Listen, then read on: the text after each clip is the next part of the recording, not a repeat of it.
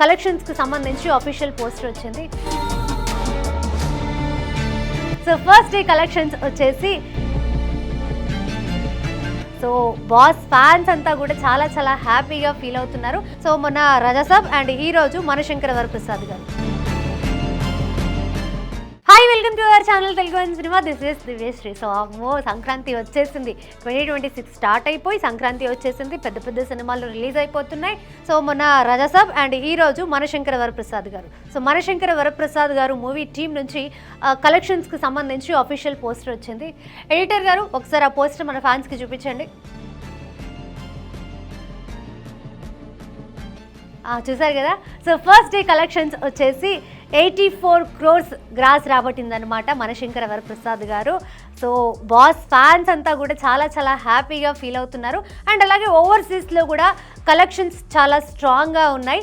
ఇప్పుడు కంప్లీట్గా holidays. So school పిల్లలకి అఫ్ కోర్స్ ఒక 4 to 5 days దగ్గర ఒక 1 week సెలవులు ఉంటాయి. బట్ ఎంప్లాయీస్కి మాత్రం ఖచ్చితంగా 2-3 days ఉంటాయి కాబట్టి సో కంప్లీట్గా ఫుల్ ఫ్లెడ్జ్డ్గా ఈ రోజు నుంచి అందరికీ హాలిడేస్ స్టార్ట్ అవుతున్నాయి. అలాగే థియేటర్స్ అన్నీ కూడా ఫుల్ ఉంటాయి అన్నమాట.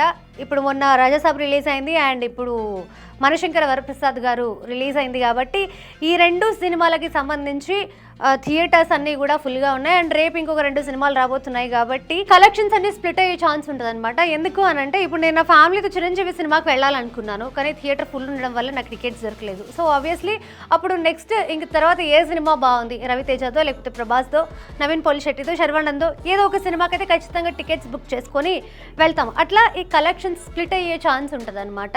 అండ్ ఈరోజు Day 1 కాబట్టి మరి Day 2, Day 3 అండ్ ఈ వీకెండ్ సాటర్డే సండే వరకు కూడా ఈ కలెక్షన్స్ ఫ్లో ఇలాగే ఉంటుంది. ఒక ఫ్లో మెయింటైన్ చేస్తుంది. అండ్ దాని తర్వాత కొంచెం తగ్గే అవకాశం ఉంది. అండ్ అప్పుడు కూడా మనం ఒకసారి మళ్ళీ మాట్లాడుకుందాము ఫైనల్ కలెక్షన్స్ ఎలా ఉన్నాయి అనేది. సంక్రాంతికి వస్తున్నాం అనేది ఎంత పెద్ద మార్కెట్ క్రియేట్ చేసిందో ఇది అంతకు మించి ఆడియన్స్ చాలా బాగా ఎంజాయ్ చేస్తున్నారు. అంటే థియేటర్కి వెళ్ళిన ఆడియన్ని ఎక్కడా కూడా ఇబ్బంది పెట్టకుండా ఒక మంచి ఫ్యామిలీ ఎంటర్టైనర్ని చూసి ఫ్యామిలీ అంతా కూడా హ్యాపీగా కలిసి నవ్వుకొని హ్యాపీగా బయటకు వచ్చి ఆ సినిమా గురించి మాట్లాడుకుంటారు. అంటే బేసిక్గా ఆడియన్ ఎక్కడా కూడా ఇబ్బంది పడలేదు సినిమాని చూసి. రీసెంట్గా ఇందాకే రామ్ చరణ్ గారు కూడా వాళ్ళ ఫ్యామిలీతో కలిసి సినిమా చూశానని చెప్పి ఒక వీడియో బయటికి వచ్చిందనమాట. మరి ఇంకా నెక్స్ట్ వచ్చే సినిమాలు ఈ ప్రీవియస్గా రిలీజ్ అయిన మూవీస్ మీద ఎటువంటి ప్రభావం చూపిస్తుంది అనేది మనం ముందు చూడాలి. ఈ సినిమా ఒకవేళ మీరు చూసినట్లయితే మీకు ఎలా అనిపించింది అనేది నాకు కింద కమెంట్ చేసి చెప్పండి. Thank you so much.